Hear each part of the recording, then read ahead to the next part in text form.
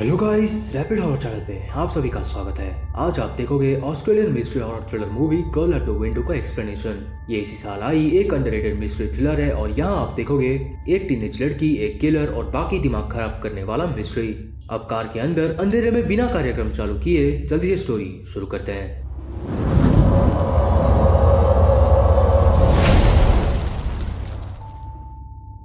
Movie के starting में हम एक टीनेज लड़की को देखते हैं जिसका नाम है एमी, जो अपने फादर की डेथ से अभी तक जूझ रही है। ये अपने सिंगल मॉम के साथ रहती है और ये अपने रूम के विंडो से अपने नेबर पे ताक झाक करती है, इसका मतलब स्पाई करती है। ये देखती है कि रात के 2:03 में वो कार अंधेरे में लाइट ऑफ करके कहीं जा रहा होता है।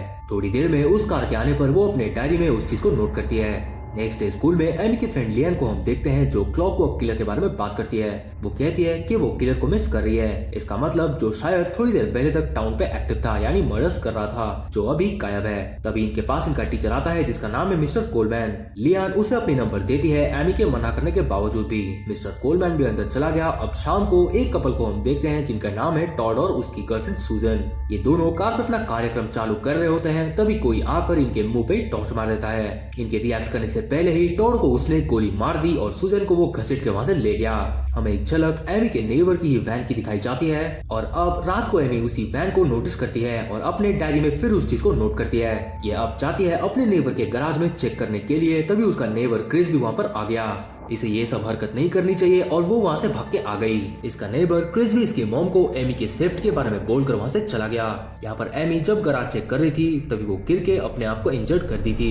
यहाँ उसकी मॉम बारबरा आकर उसे क्लीन कर देती है और नेक्स्ट डे हम टीवी पे देख पाते हैं कि न्यूज एंकर कहती है कि क्लॉकवर्क किलर टाउन पे वापस आ गया है, जिस न्यूज को एमी भी अपने घर से ही देख रही है और बारबरा उसके पास आती है और वो कहती है कि वो जानती है कि एमी अपने डैड को बहुत मिस कर रही है और वो कहती है कि मैं भी तुम्हारे डैड को बहुत मिस करती हूँ। बारबरा एमी से बातचीत अच्छे से करती है और कहती है कि क्रिस ने इसको आज मूवी पे बुलाया है, मतलब पूरी रात ये बाहर रहेगी। ये एमी को भी कहती है कि क्रिस के सामने थोड़ा नाइस बिहेव करना। असल में यहाँ पे एमी का डैड कोई होल पे गिर के मर गया था और एमी उसे हेल्प कर नहीं पाई थी, बट यहाँ पर इसके डैड के साथ क्या हुआ वो हमें आगे पता चलेगा। एमी के डैड के मरने की वजह से ये दोनों 6 महीने पहले आए थे विक्टोरिया ऑस्ट्रेलिया में और यहाँ पर आकर वो सेटल हो गए और ये दोनों यहाँ पर अपनी जिंदगी बिता रहे हैं। यहाँ हमें पता लगता है कि एमी को अपने डैड के मौत का ट्रॉमा है, जिसकी वजह से इसको उसके डैड के मरने का विजन्स आते हैं। रात को हम देख पाते हैं कि सूजन जो हाफ नेकेड बंधी हुई है और किलर उसका राइट आंख निकाल देता है और उसको एक कलेक्शन में ऐड कर देता है, वो भी कांच के अंदर। नेक्स्ट डे मिस्टर कोलमैन और एमी को हम देख पाते हैं क्लासरूम में, जहाँ ये इसको असाइनमेंट देकर उससे बात करने की कोशिश करता है, बट एमी वहाँ से चुपचाप बाहर आ गई। अब एमी लाइन को कहती है कि क्रिस है क्लॉकवर्क किलर, जो बिल्कुल ही बकवास है। दूसरी तरफ हम पुलिस को देख पाते हैं हेडक्वार्टर्स में जो डिस्कशन कर रहे हैं किलर के बारे में और यहाँ पर घर पे बैठ के एमी वही चीज देख रही है और उस चीज को अपनी डायरी में भी वो लिख देती है। तभी हम देख पाते हैं क्रिस को जो सीधा उसके पीछे ही खड़ा हुआ है। अब तो शक सीधा क्रिस पे ही जा रहा है और क्रिस को देख के ये डर के मारे अपनी डायरी छुपा देती है। इन दोनों के थोड़े बात करते ही बारबरा वहाँ पर आ गई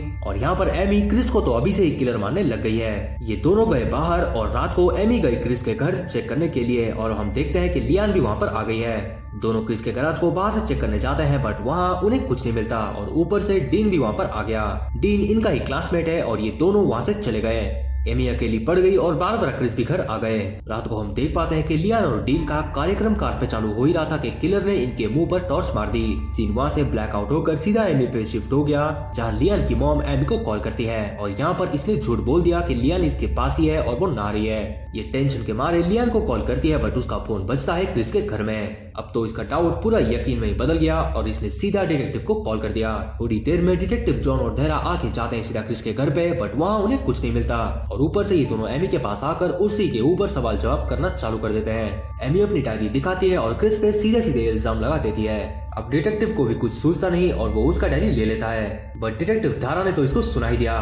खैर रात को भी इसकी मॉम और इसकी बहस हो गई और नेक्स्ट डे ये फिर स्टॉप करती है क्रिस को और यहाँ हम इनकी फैमिली पिक भी देख पाते हैं। उसके पति के लॉस के लिए बारबरा बहुत ज्यादा सैड है और एमी यहाँ सीधे पहुंच गई क्रिस के पास। ये सीधे क्रिस के घर में घुस गई और तभी उसके अलमारी चेक करने पर कुछ सामान नीचे गिर गया। ये क्रिस के घर में आई है लियान को ढूंढने के लिए, तभी डिटेक्टिव का इसको कॉल आता है क्योंकि लियान यहाँ पर है नहीं, वो है पुलिस स्टेशन में। लियान तो बिल्कुल गुस्से में है क्योंकि इसकी वजह से पुलिस ने उसको 2 घंटे से अटका रखा है। लियान ने तो गुस्से के मारे इसको ये तक कह देती है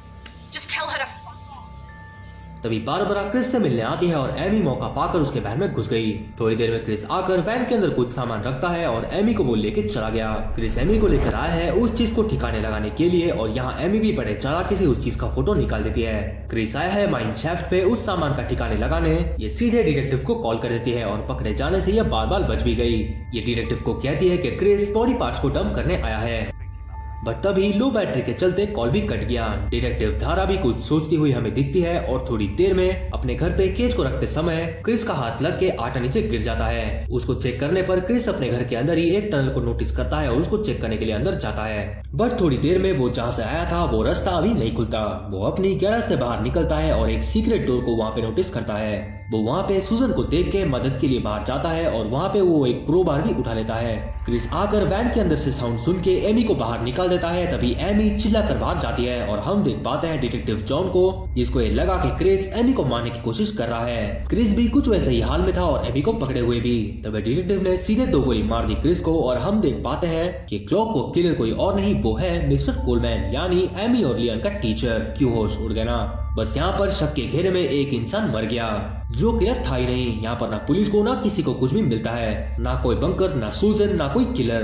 नेक्स्ट डे पुलिस इसके घर आती है जहाँ हमें पता लगता है कि क्रिस पॉसम्स को पॉइजन कर रहा था और उसी के लाश को वो ठिकाने लगाने के लिए गया था। यहाँ इतना सुन के बारबरा का भी दिमाग खराब हो जाता है और डिटेक्टिव धारा ने कंफर्म कर दिया कि क्रिस मर गया है। क्रिस को गोली मारने की वजह से डिटेक्टिव जॉन को केस से बाहर निकाल दिया गया है और अब डिटेक्टिव नॉर्डोफ एमी से सवाल जवाब करने आया है। और सवाल ये है कि ये क्रिस के वैन पे क्यों गई थी। इसके पास इसका कोई जवाब है नहीं और इसे क्लॉस्ट्रोफोबिया है और ऊपर से ये इल्जाम लगाती है अभी भी क्रिस के ऊपर जो मर गया है। इसकी बेवकूफी की वजह से एक आदमी मारा गया और अब हम जान पाते हैं इसके डैड के बारे में कि वो कैसे मर गया था। जब एमी और उसके फादर इस जगह पर गए थे तो उसका फादर बर्ड्स देख रहा था। तभी वो अनजाने में एक बड़े माइन शाफ्ट में गिर गया और उसने एमी को नजर रखने के लिए भी बोला था, बट एमी ने यहाँ पर ध्यान नहीं दिया और इसका फादर बड़े से माइन शाफ्ट के अंदर गिर गया, जिसकी वजह से इसका पैर भी टूट गया कुछ इस तरह से। ये माइन शाफ्ट बहुत गहरा था और ये जगह टाउन से भी बहुत ज्यादा दूर थी, इसीलिए एक्सेसिव ब्लड फ्लो हुआ होगा और इसका फादर मर गया। खैर एमी ये बात बोलकर बहुत ज्यादा रोती है और रात को इसे क्रिस का सपना आता है जो कहता है कि वहाँ अंदर एक लड़की है। एमी को अब किलर और बाकी सारी चीजें हॉन्ट करती है और उठने पर वो देखती है कि उससे आई है लियान मिलने के लिए। लियान भी एमी से मिलके चली गई और बारबरा एमी का रूम लॉक करके उसको अकेले रख के उसका ध्यान रख रही है। अब एमी समझ गई कि किलर जानता है कि ये भी जानती है किलर के बारे में कि वहाँ क्रिस के घर पे एक लड़की है। ये सीधे लियान को कॉल करती है और बोलती है शेड पे आने के लिए, मतलब गराज पे।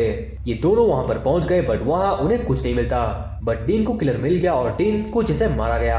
अब एमी डिटेक्टिव को कॉल करती है बट वो कुछ मदद नहीं कर सकता क्योंकि वो केस से बाहर है। लियान का चिल्लाना सुन के बारबरा बाहर चेक करने जाती है बट वो आती नहीं और एमी अपना दरवाजा तोड़ के बाहर जाती है। हम देख पाते हैं कि बारबरा भी पकड़ी गई और सुबह भी हो गया। अब एमी गराज लॉक के देखकर जाती है क्रिस के घर में और किलर अब निकालेगा लियान की आंख, बट उससे पहले एमी चाकू लेके घर के अंदर घुसने की कोशिश करती है जिसकी वजह से चाकू टूट गया।